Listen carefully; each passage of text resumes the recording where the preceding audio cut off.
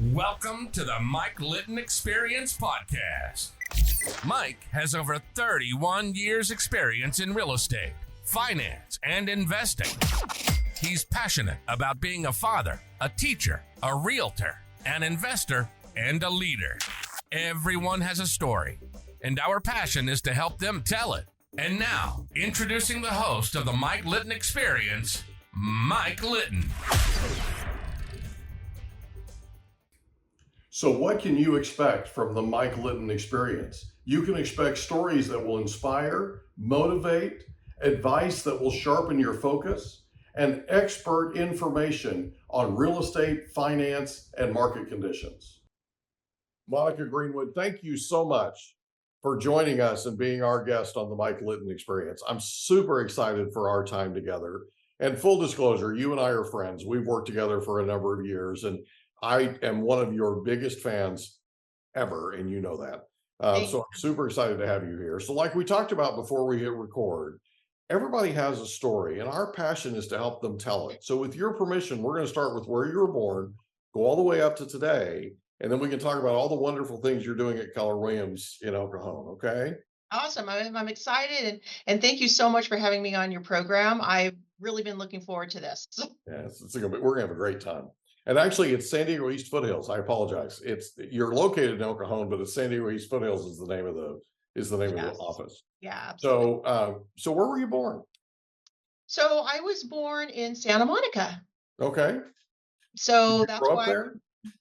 I grew up in Santa Monica for a little while, for a few years, and then my parents they moved up to Pacific Palisades. Okay. So that's where most of my childhood was. And I went to Franklin Elementary School, which is in Santa Monica on Montana. Like Montana is a very well-known street, right, in Santa Monica.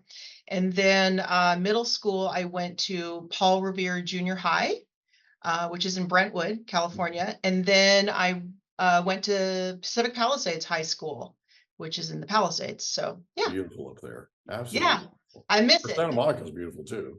Yep. Yeah. And just a little bit of trivia about where we lived in Santa Monica. Shirley Temple, when she was a kid, she lived right around the corner. Oh, wow. Yeah, but I mean, she left a long time ago after that, but she did grow up in that house right behind our house in Santa Monica. Yeah, it was really cool. I love that. So growing up where you grew up, what was your favorite thing about it?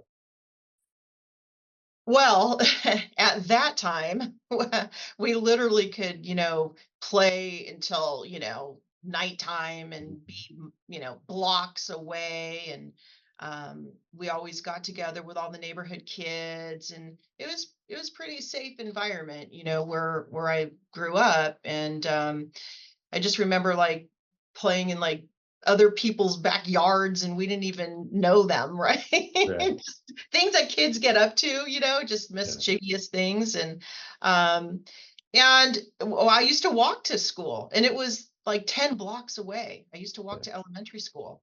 But then, in middle school, we couldn't do that because we lived too far. So I had to hop on the school bus and go to middle school. But yeah. And then we used to walk to, there's a place called the Brentwood Country Mart. And as kids, we used to walk to the Brentwood Country Mart. And it was like this kind of shopping area where you could get these like snacks. Like we used to get like fries, seasoned fries. That's what they were known for.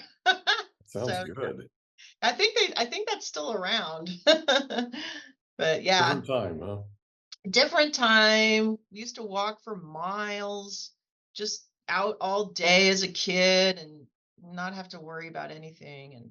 And then where we lived in Santa Monica, also there was I don't know if you knew Phil Hill.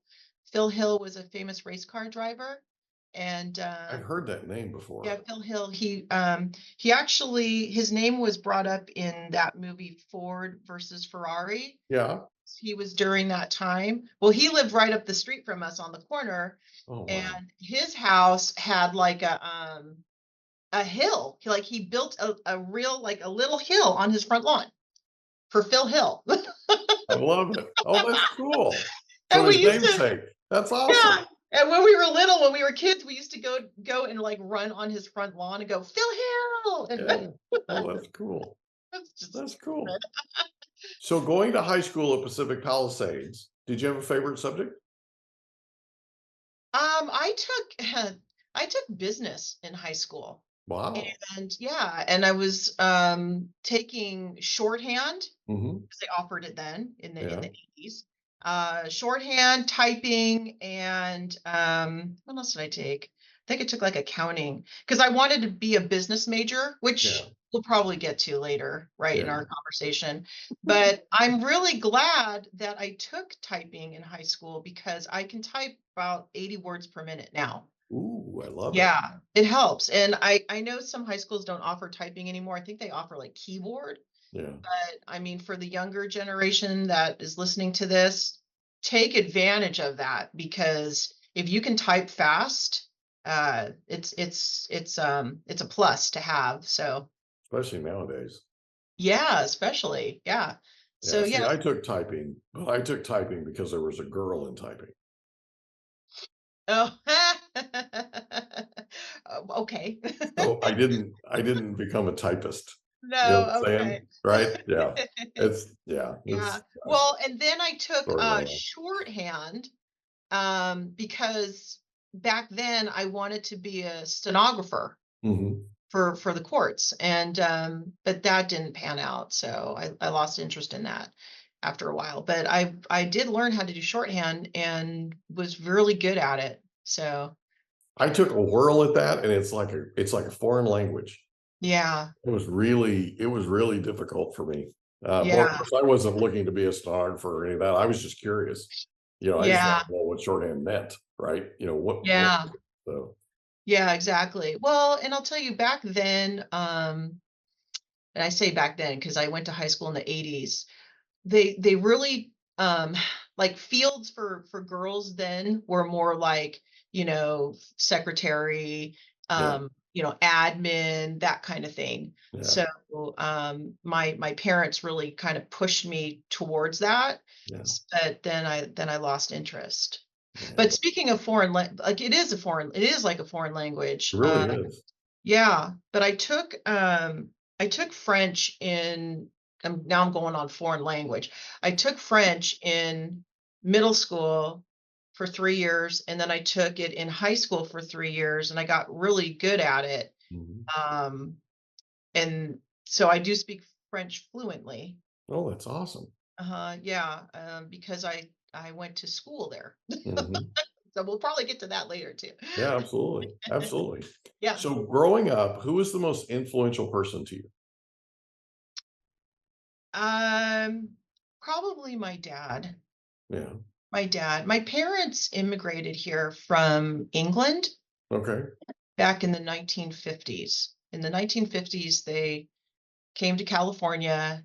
Um, they bought their first home in Santa Monica for $11,000. It's probably worth about 2 or 3 million now. Yeah.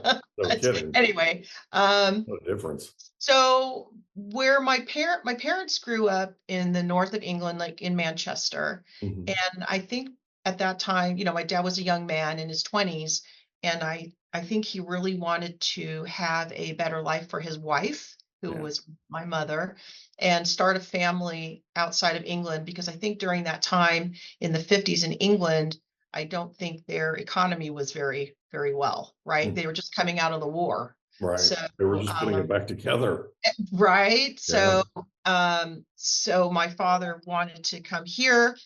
He came here and he put himself through school. He went to UCLA. He graduated with an engineering degree and became pretty successful here, and was able to give his wife and his family a good life. That's cool. Um, and so he really was my inspiration because he came from nothing. Both Mhm. my parents really came from nothing, very, very poor families growing up. Mhm. But then he came here and made it for himself. So That's that cool. was very inspirational for me.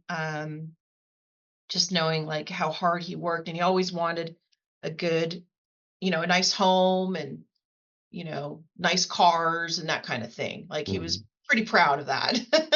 Awesome. So, yeah. Yeah. Awesome. I love it. So you graduate from Pacific Palisades High School. Uh-huh. Where do you go from there?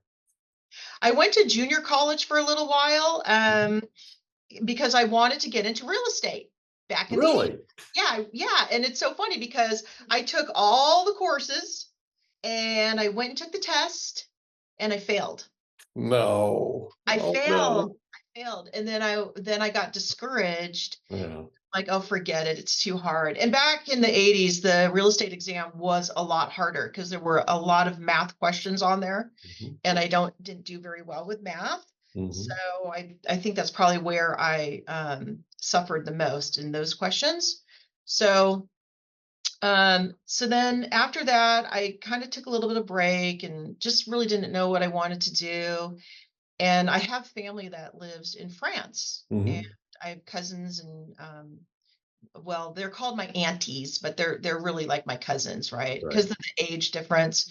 Um, so my dad and my mom were like, well, why don't you go abroad? I think they really wanted me out of the house. Yeah. I think they were like, okay, time to move on. Yeah. So, so I went to France and I lived with my cousins for a little while. And we traveled around France to decide where I wanted to go to school. And I went to a school called the Université Catholique de l'Ouest, and it's a Catholic University of the West. Okay. And so that was in Angers, France. So I went there, studied French and art history, and was basically with a lot of international students. I went on my own. I didn't go as a group, right? Right. So the group of students that were there were from Notre Dame because Okay. it's a Catholic school, right? So Right. Catholic school to Catholic school. And so I studied there for a little while, and then I decided I kind of want to change. A lot of my friends were transferring to another school Yeah.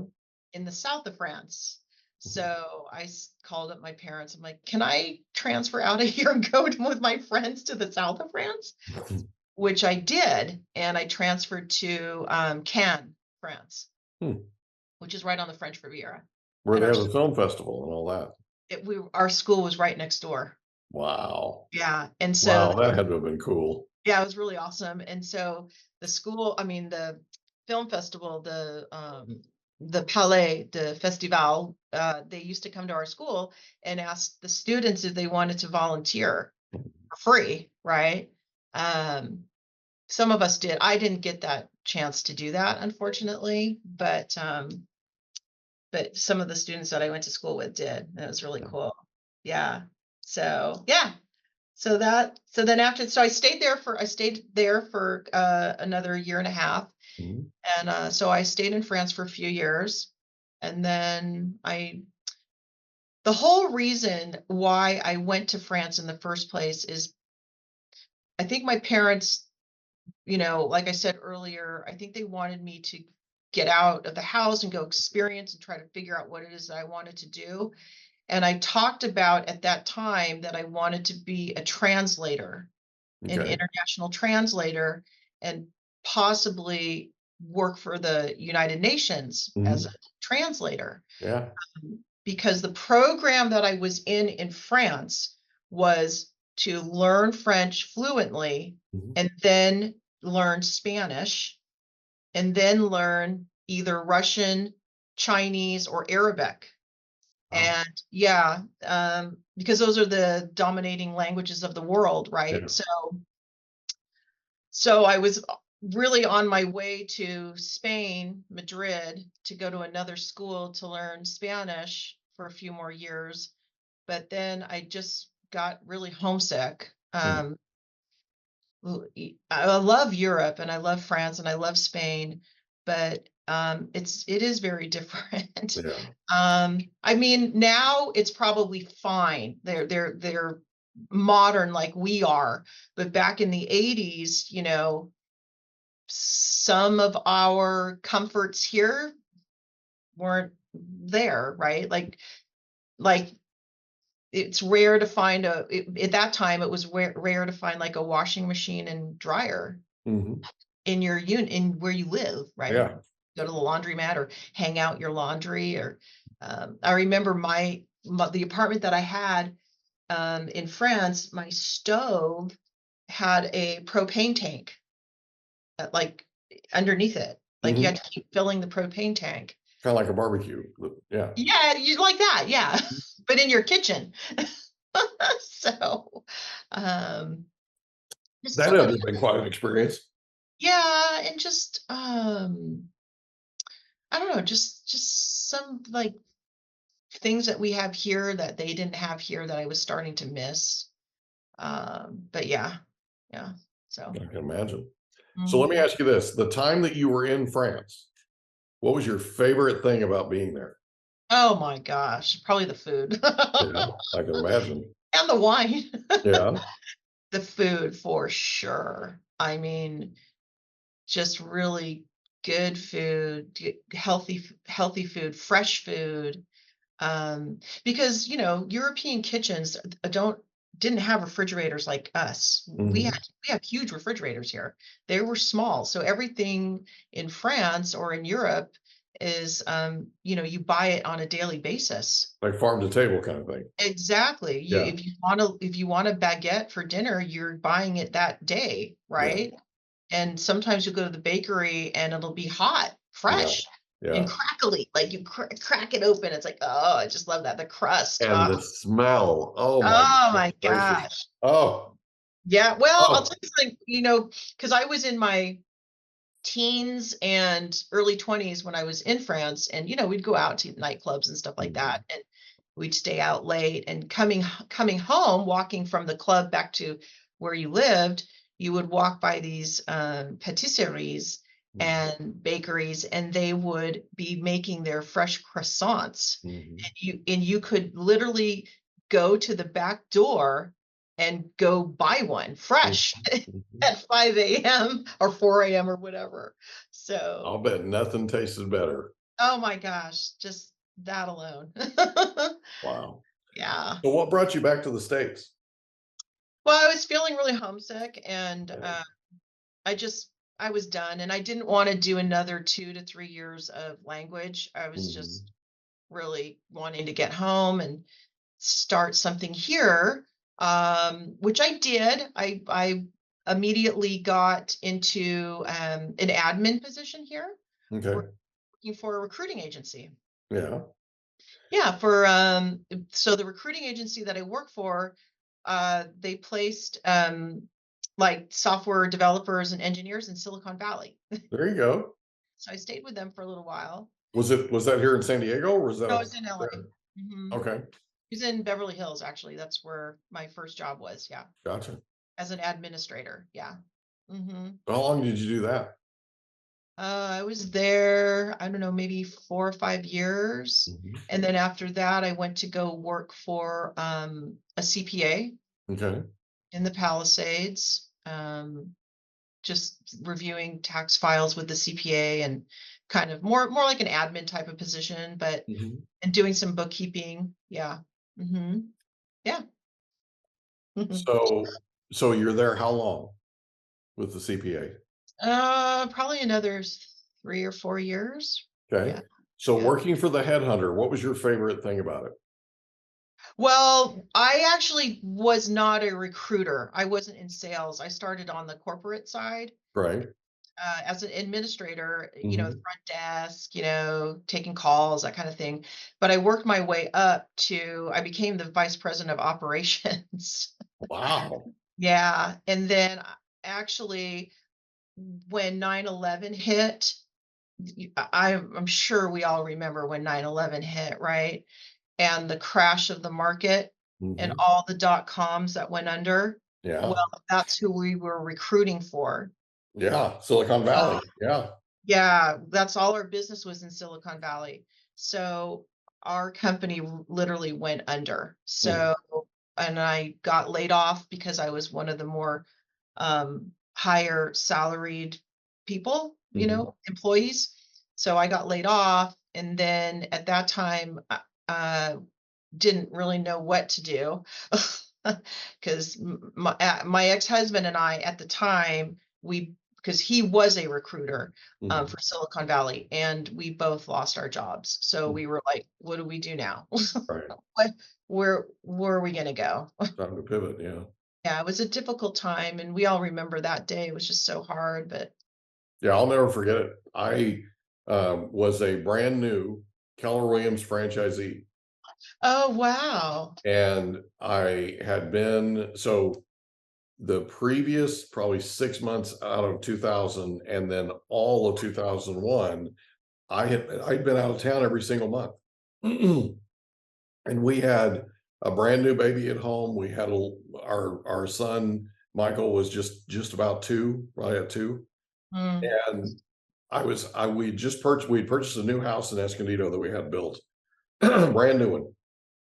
And I still remember where I was standing. I was standing out in the front lawn, and I was looking at the front lawn. The front lawn had these rock outcroppings that were part of the landscape, basically in Escondido. We were on this mountain, and it was one of the things that we really liked about it. But I was standing there looking at it, thinking, okay, I wonder if I should put a planter here, that kind of thing.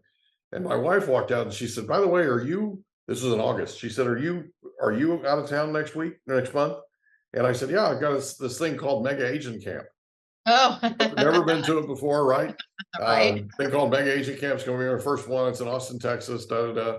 Yeah. And she said, "Why don't you?" And she didn't say don't go. She didn't say any of that. She just said, "Do you know that in the last like 12 months you've been out of town every single month?" And I said, "No, I didn't realize that." And she said, "You've got two little ones here.